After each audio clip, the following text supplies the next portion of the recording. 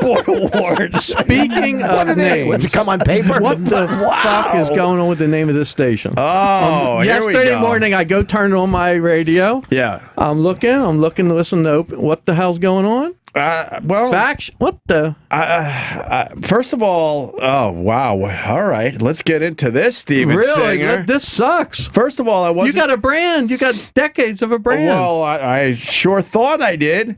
First of all, I wasn't going to re-sign with Sirius XM. I know that. Everything was, I was blindsided by the changes and everything that happened to me that I literally had no time to set up shit outside Sirius XM, so I signed. And then I had to get money from my guys. I didn't sign before I got money from my guys because I'm like, they wanted me to pick some kind of A-lister that I had no chemistry with to do a radio show with. I'm not doing that. I'm like, I got I heard you're getting 100,000 a show and you're giving these guys $100, right? I'm gonna be selling you roses on the corner soon. All right. Good call. Good call. Good call. Look at that. Boy, they really bonded these two. With the I hate. This is I give a rose, all he turns on me. No, right. I get you. Rich, you'll get more jewelry in a minute. All right, listen. His boring billboard story. He's thinking he's ripping him off. They're high-fiving.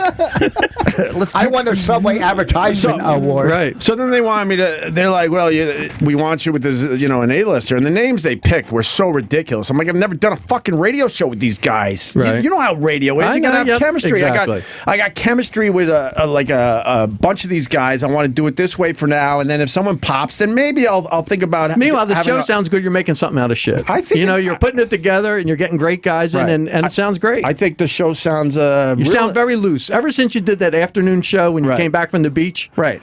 It's like a whole different vibe. Because no surprise, I know how to do this, Steven Singer. I guess so. Over the years, some people were in my fucking way, but when I'm allowed to do what I know how to, to do it the right way, I'm but damn Opie good is at such this. a great name. And it's such a brand, right? You know what I'm saying? Even the Opie by itself, forget about Anthony. Like just Opie, it's sticky, right? Right. And we built that name forever. Exactly. And to change it. Well, did he tell these assholes down the hall? Scott, don't listen to me. I'm just a dopey jeweler. What the hell do you listen to me for? Then they wanted me to sign. Like, I'm not signing until I get money from my guys. And I got money from my guys, a short list of guys I really like doing the show with. And then the last thing I said to them is, can I at least keep the name of the fucking channel? Right. They're like, look, we have every right to change it, but we have no intention of doing that anytime soon. That was October. It's January, and they changed the whole fucking thing. And then they get mad at me for fucking being pissed off about all this stuff. Not only that, though, there's no brand. In other words, nobody who knew. How could you know? Look, I turned on the thing. Every once in a while, I have favorites on my app, on my phone. So I go to look and I go look for Opie. Right. I can't find it. Right. I'm like, I'm looking. I thought every once in a while the favorites gonna get weirded out and they don't stay there. I don't even know what it means. The name they picked and to like blow up the Opie radio brand, which was also Opie and Anthony, right? And just name it some weird fucking name that means nothing to most people that are listening right now. So you just threw the whole audience into turmoil. For what reason? Would they rename it? I don't even say the name, and I won't. Oh, okay. And it has nothing to do with. No offense to anybody. I don't even know if Jason Ellis does a good radio show. I have no fucking idea. Back in the day. Rob, you got me fired up, Steven. This could be my last show because of you son of a bitch. You got a year contract. I have to buy you out, right? What the fuck? It's not gonna be so back in the day when I was with Anthony and Jim Norton, right? Rob Cross came to me and goes, "This guy Jason Ellis, he's pretty talented. I want you to listen to some of his stuff." Mm-hmm. And I'm going to be completely honest with you here today. I listened to Jason Ellis's stuff. This has to be 8 years ago. And I go, God damn, this is some good stuff. Right. I think our audience would like it. So I brought him on board. It was my decision in the end, right? Anthony fucking hated him. Jimmy fucking hated this guy. Our audience fucking hated this guy. And I thought, it was a mistake. I thought it was going to work. It just didn't work. And then I give this guy a really good opportunity, and he shit all over it. And then he'd be on Howard trashing me and Anthony, and every chance he got, I'm like, what the fuck's wrong with you? I just gave you a great opportunity. At the time, we had a huge audience, and now you're being heard in front of this massive audience. audience. To his credit, I saw him, I don't know, about a month ago in the hallway, and he knew this whole fucking channel was going to change. Right. And he actually walks up to me and he goes, why are you so fucking angry all the time? And he says this to me knowing that they're going to take my fucking channel away. And then he texted me later, like, yeah, I didn't have the heart to tell you at the time. I'm like, fuck you. And you wonder why I'm angry all the fucking time? But to his credit, he did apologize for being such an asshole back in the day when I gave him such a great opportunity. But with that said, I don't know what fucking kind of radio he does. This company actually thinks a lot. Is he the skateboard guy? Yeah. But to throw his audience with our audience and throw the whole thing in turmoil by changing the name of the channel like that is just crap. And the other piece of the puzzle, Jimmy went to the company and said, I do not want to do my new show under the Opie Radio brand name. That is a fact that was told to me by the guys down the hall. So now it's a whole fucking mess. It sucks. It sucks. But the dumbest thing is... What's your thoughts on this? Well, my thoughts are, I don't care if it's I mean, all the other stuff is bullshit to me. You know, I'm a branding guy, a marketing guy. Opie is a sticky name. That's a good name. Right. I was saying it before. If you saw the movie The Founder, the movie about McDonald's, I haven't seen it yet. It's a great movie. Yeah, it's a great movie. But the guy says the whole thing was the name. McDonald's is like America's apple pie. He said, you know, if I called it Croc, you know, or Ray Kroc, so it was like Croc is shit. Well, it doesn't mean anything. Nobody's going to buy into it. McDonald's is just sticky. It was the right thing at the right time. Opie and Anthony, from the first second you heard it, it was sticky. Right. Opie and Anthony, O&A, just people wanted to like be in the club, you know, the whole thing, whether you like the name personally or not. Yeah, you know, I know how you feel about it, but it was a sticky name. It's a great radio name, and it was your name. Yeah. So that was, you know, it was not like a made up name. I got to a point where I'm just stuck with the name, but then the branding of it was, ridiculous. But, right. And there's nobody else. But then they pick a name that means nothing to these people that are listening right now. It's like, really, so you pissed me off even more. You pissed off some of the fan base that I still have off. Right. For what reason?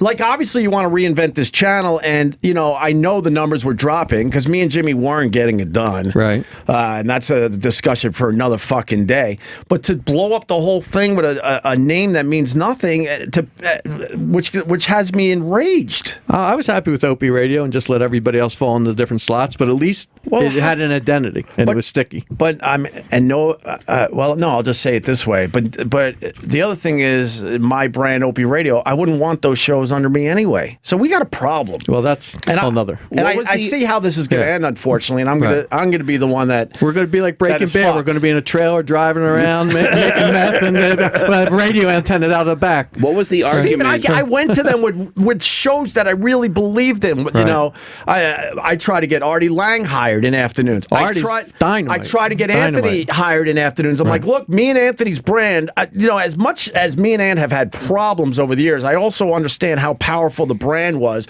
And I'm like, I think it's time that you bring them fucking back, have two different shows, and then maybe we'll do a little something in the middle. That would be a massive... That would be unbelievable. A massive channel. Very strong together. And then I try to get Ron Bennington back on the channel because they jettisoned him off to another channel to help out Raw Dog. So I had the shows and the ideas, but they didn't come to the table for any of that shit. I don't know if the ideas are good or bad. I know you know radio, but I do know that people like consistency. They like to know the same things at the same time with the same name. They don't like change. They don't like change. They like and we've changed this channel. I say I haven't done anything, but you've changed the channel a dozen times. The times that go on, when it is, when you play, the name of the shows, how it works. They even changed the numbers. Remember one time, about 2 years ago, they changed the station numbers over the weekend, like everything flipped over. And people like consistency, and they like to know, and that's how you build an audience. And you don't have a great like Tuesday night comedy and then change it to Thursday night and think it's the audience is going to follow you. And you were doing the same thing for so many years, and you were consistent. Right. And people know it, and people anywhere in the country I would go, they would say they know me from O&A. They would say that type of stuff.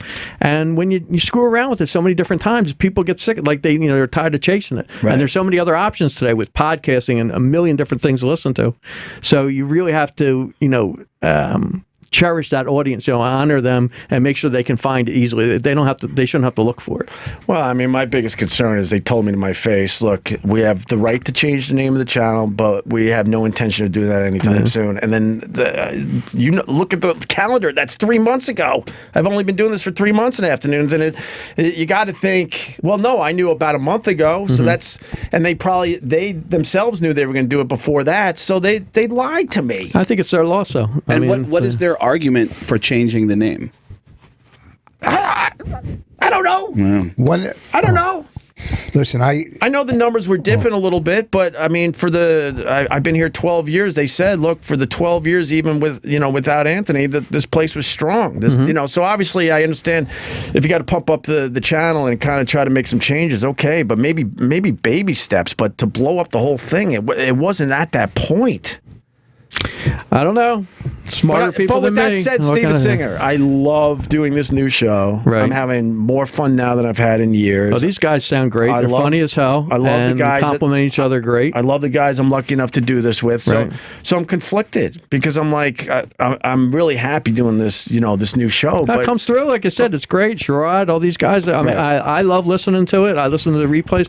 I think it's great. And, we'll see how it works out. But what can I tell you? This is off topic, but I just got a text that I won Best Postcard Sent of the Year award last year. Rich couldn't handle 15 minutes without him being part of the conversation. Meanwhile, wait a second. I want to tell you something. It's a comedy show. I'm in the green room, whatever the fuck you call that office there. I don't even have an office. Right? Whatever that room is that I'm sitting in there, that's supposed to be your office, right? Yeah. And you're saying, oh my God, Dell. I never even heard of Dell. We don't have Dell. I don't know anything. He wants Dell. Every fucking computer in the office is Dell. There's 70 computers. I took pictures of it. Every single one is a Dell computer. There's one HP computer. I swear to you, every one is a Dell. Every single one of them. That tells you everything you need to know about this place. They're behind the time, Steven Singer. Rich listened to the guy who invited him to come down to be a part of his show today, freaking out about what the fuck is going on behind the scenes, and just listened for 15 minutes and went, how does this affect me? Well, I lost you on that one. And of course, once I leave here, to tell you the truth, don't give a fuck about anything. So I have to. Tell us how you really feel. You just can't believe he told that billboard story. Yeah. Huh? No, are you kidding? You know what an honor it is? Just on 95 alone, do you know how many billboards there are? How many billboards you got? How many billboards you got? That's what I'm saying. Listen, I know. When I got them all over the country. I hope the award is an actual billboard that's in his backyard right now. It's amazing. Who hosts the Billboard those awards? I don't know. The Addies? LL Cool J? The Addies. It's not Gannett. I have no idea. Steven, what about this one? And then we can finally move on. All right. And I blame you. Are we going to talk about gold roses yet? I got to sell some shit. We can do that. But then I don't have an office because I used to hang out in here before my show. But now Ron's on before me, so I can't use this place. I gave up my office years ago. Me and Anthony did because our staff was so big.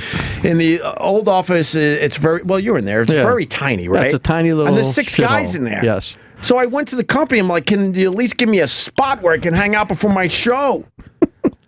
So I hang out in the hallway, and then they don't know what they said to me. What? Well, no one else has an office around here. Right. Yeah, that was their answer. But look how many different hallways you can move to.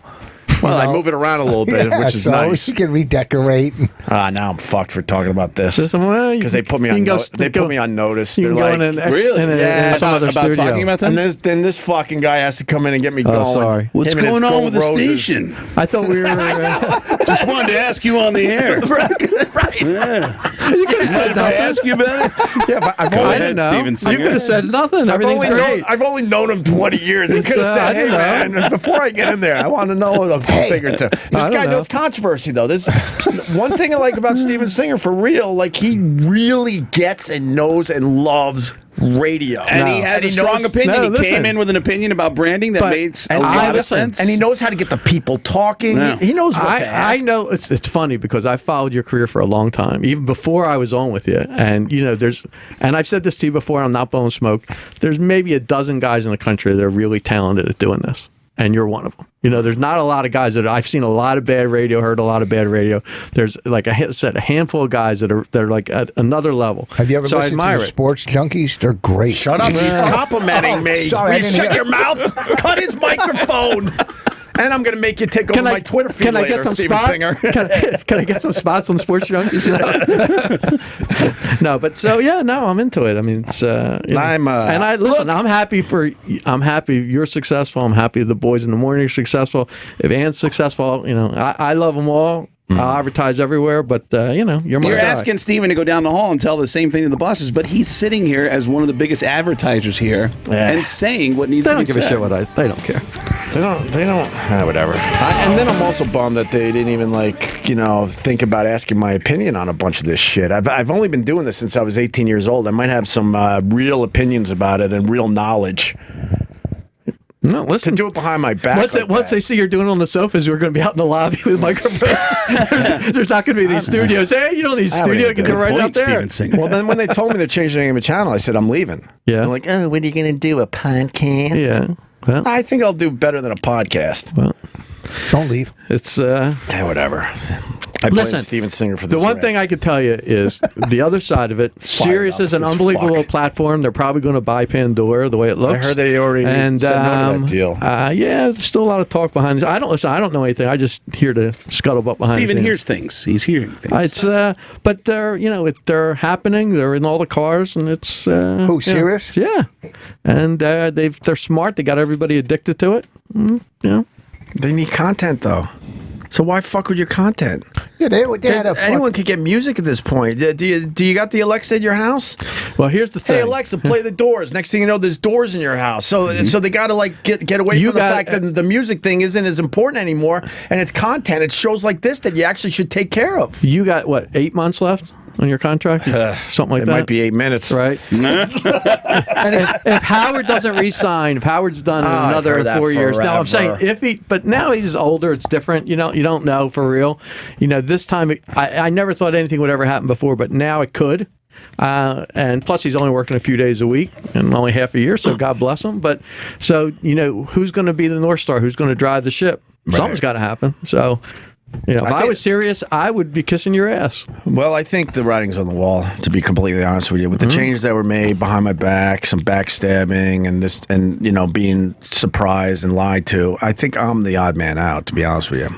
I don't know. Not a woe is me, but I'm not stupid. I've been doing this a long time. I think if Jason Ellis's show takes off on this channel and the morning show possibly takes off on this channel, I'm the odd man out. It's so obvious. Listen, I think they're using me as sort of a bridge to get through this change, and then I'm done. There's two things. One is you got a ton of connections. You made a nice living for a long time in the afternoons.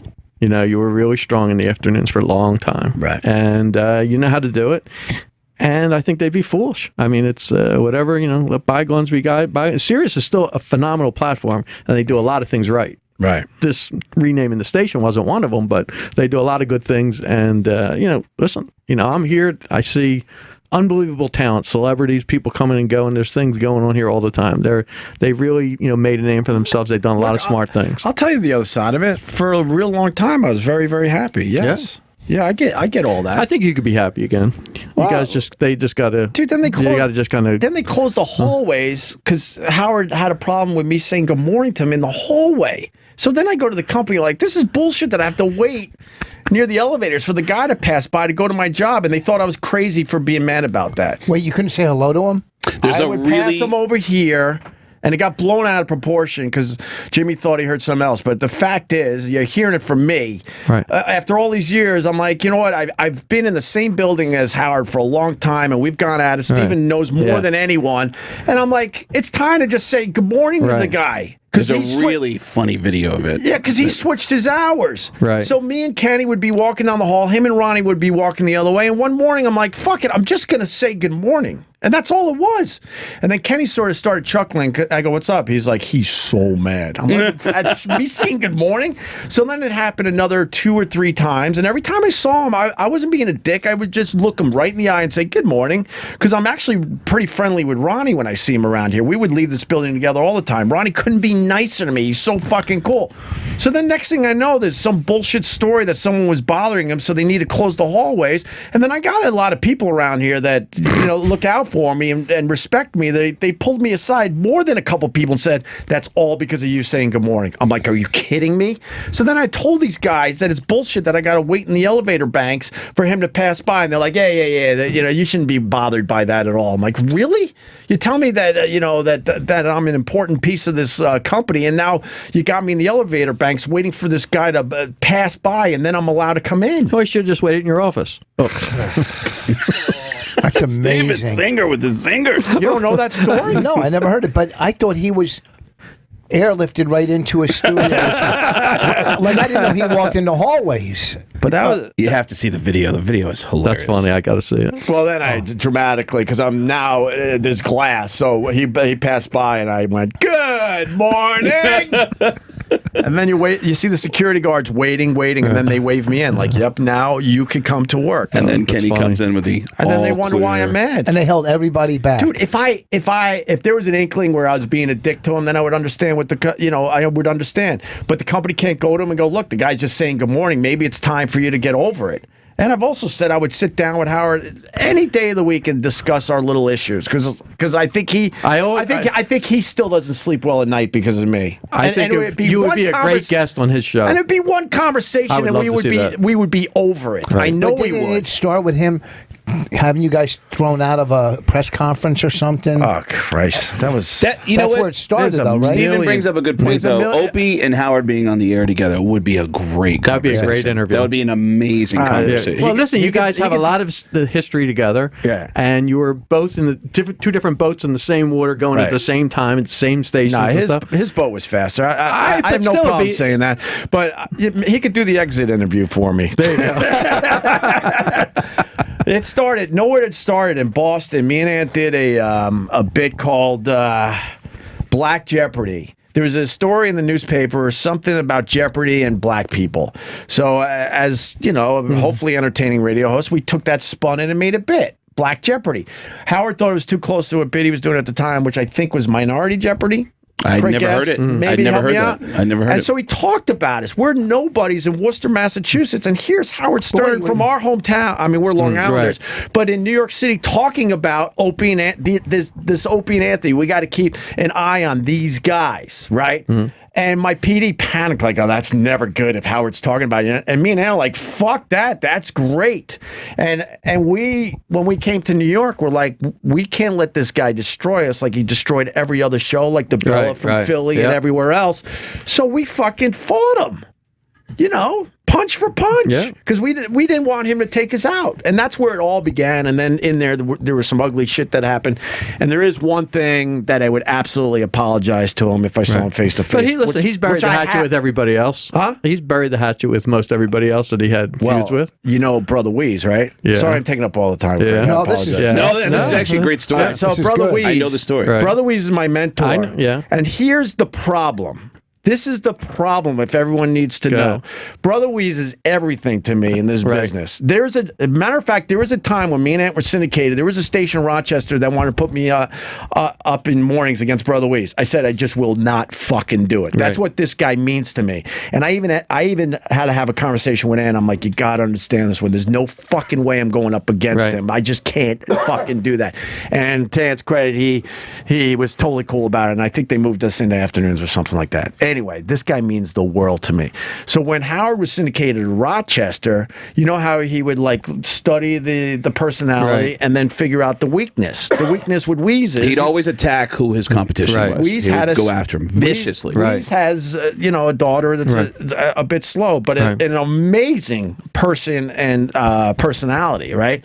Fucking if you know your Howard Stern history, he destroyed Weeze through that. I never forgot that, knowing that this guy was my mentor, and I was a nobody, and so maybe that got triggered something. Well, that got in my head. Like if I ever get the chance, I'm definitely gonna like take my shots back because of that. Right or wrong, that's what I was thinking. And then fast forward, I was lucky enough with my career and Anthony and everything else. We were on the same page for a while, and I took my fucking shots. But that's where it all began. Yeah, I had a dinner with a kid in Arizona who was the son of Steve Dahl. I hear a lot from radio guys. So every week I'm in a different city and I'm doing every radio station in town to promote my shows in that Lucky city. you. And I did I was in. Do you want to tell my Billboard story in any of them? I was in Arizona, and Steve Dahl sent his son out there to cover the White Sox spring training out there. And he was turning 21 while I was in Arizona. And I said, you got to let me take you out for a nice dinner. You're 21, and I'm going to spend some money and do for you what everybody did for me when I was broke. And we had dinner, and we talked about his dad. Steve Dahl's a legend in Chicago. And started talking about Howard. Howard gave me my start. I've always been grateful to Howard for giving me my start. And he goes, yeah, when I was 8 years old, Howard Stern wished AIDS on me. And I was like, what? And he said, yeah. And he told me this story about how Stern had just moved into the Chicago market, wanted to know everything about this guy Steve Dahl, and just started attacking him and saying, you know, I know he's a little league coach for his son, and fuck him, fuck his son. I hope oh God, if you're listening, please, God, I beg of you, God, please give AIDS to Steve's son. Oh no! Well, he hasn't done it recently, but he did it for many years. No. He would wish cancer on somebody or AIDS on somebody or whatever. Sure. Now give. I'm tagging you because I'm going with that now. Okay.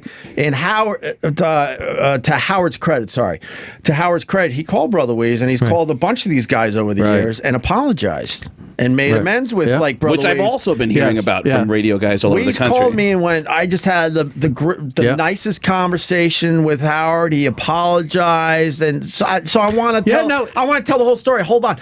So Weeze goes because Weeze knows that I was protecting Weeze all those years, and when I was able to take my shots, I did. Right. So Weeze now is trying to help me out. So they're good. Howard apologized. Weeze accepts. It's all good with those two. And even Howard said, look, I would love to take you out to dinner if you're, next time you're in New York, whatever, right? Wow, this is some real good inside shit.